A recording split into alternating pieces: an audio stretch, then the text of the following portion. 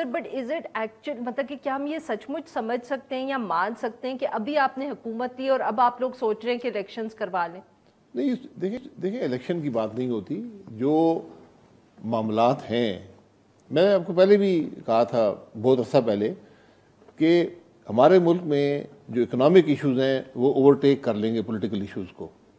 और आज वो नजर आ रहा है। नहीं थे जी, पिछली हुकूमत ने हर चीज को उन्होंने उसको बस इकट्ठे होने दिया, फैसले नहीं किए। तो अब ये हकीकत है कि आज जो हमारी इकॉनमी है वो सारे पॉलिटिकल प्रोसेस को ओवरटेक कर चुकी है। इसलिए बहुत क्रिटिकल फैसले आपने करने हैं। तो हमारी जमात के अंदर ये मुशावरत हो रही है कि क्या हमने ये फैसले करने हैं। उनकी एक पॉलिटिकल प्राइस भी है, हम वो पॉलिटिकल प्राइस अदा करने को तैयार हैं। तैयार है बिल्कुल तैयार है सर। अब तो नहीं लग रहा। आप पहले जब कहते थे तो यकीन होता था, मगर माफ करिएगा पिछले हफ्ते से नहीं लग रहा। नहीं, ठीक है, वो आपकी बात दुरुस्त होगी। मैं सिर्फ गुजारिश ये कर रहा हूँ कि आज सिर्फ ये शॉर्ट टर्म मेजर नहीं है जो आप पेट्रोलियम प्राइसेस की बात कर रहे हैं। एक इर्रेशनल फैसला, एक गलत फैसला, एक क्रिमिनल फैसला किया गया। दुनिया में कोई मुल्क नहीं है जो कीमत खरीद से कम पे पेट्रोलियम बेचता हो, ये पॉसिबल नहीं है।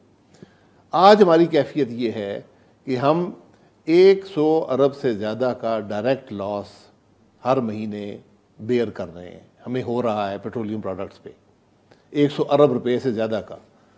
और उसके अलावा तकरीबन 100 अरब जो आप नहीं कलेक्ट कर रहे, टैक्सेस, पीडीएल जो पेट्रोलियम डेवलपमेंट लेवी है और सेल्स टैक्स सूरत में, वो भी एक अलग लॉस है बजट के अंदर।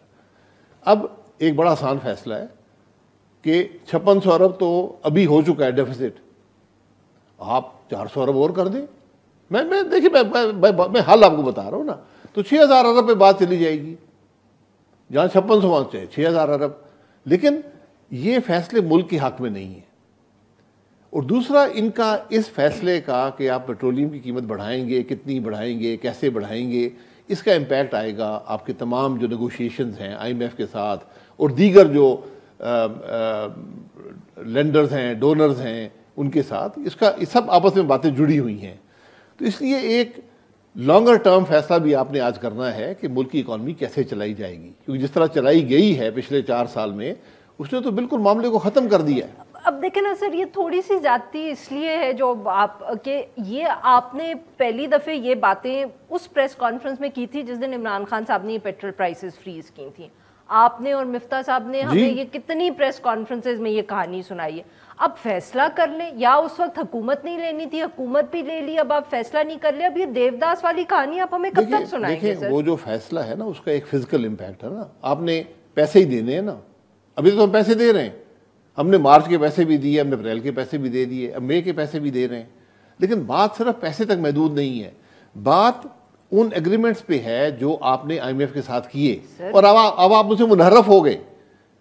पिछली हुकूमत जो है वो चंद दिन भी जो वो एग्रीमेंट करके आए थे आईएमएफ से, उसके साथ कायम नहीं रह सकी, बल्कि उसका उलट कर दिया।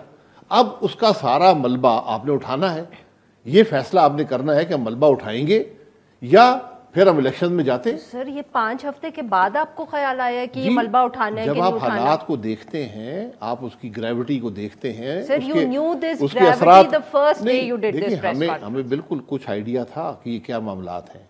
लेकिन जो मामले की गहराई है, यकीन करें मुझे भी उसका एहसास नहीं था। मुझे इस बात का पता नहीं था कि 1500 अरब रुपया, अच्छा, मैं देखिए ये मामूली रकम नहीं है। जहां तक आपकी इकोनॉमी पहुंच गई है, आपके सामने एक हालात श्रीलंका के अंदर हैं। अच्छा सर, मलबा अगर नहीं उठाया, सपोज ये फैसला हो जाए, क्योंकि मलबा उठाया तो फिर तो हमें पता है कि बस कीमत बढ़ेगी और as you said you are ready for to pay the political price. अगर ये फैसला होता है कि मलबा नहीं उठाना, फिर आपने करना क्या है? फिर भी ये चॉइस थी, फिर चॉइसेस भी आपकी आसान नहीं है, क्योंकि आपकी डिलिमिटेशन होनी है। इलेक्शन कमीशन कह चुका है हमें 7 महीने चाहिए। चलिए, महीना हम कहते हैं गुजर गया, हालांकि गुजरा नहीं है अभी भी। 5 हफ्ते हो गए। नहीं, 5 हफ्ते तो हो गए, लेकिन क्या वो प्रोसेस शुरू किया है? उन्होंने ये नहीं किया। बहरहाल मैं कहता हूँ 6 महीने। क्या आप 6 महीने का केयर टेकर सेटअप इन सूरत हाल में बर्दाश्त कर सकते हैं? और दूसरी बात, ये पाकिस्तान की एक पहली वाइड स्प्रेड कोलिशन गवर्नमेंट है जिसके अंदर यानी सबसे बड़ी जमात जो 25% भी हिस्सा नहीं रखती। तो फैसला सिर्फ पीएमएलएन का नहीं है, इसमें तमाम जमातों का फैसला है।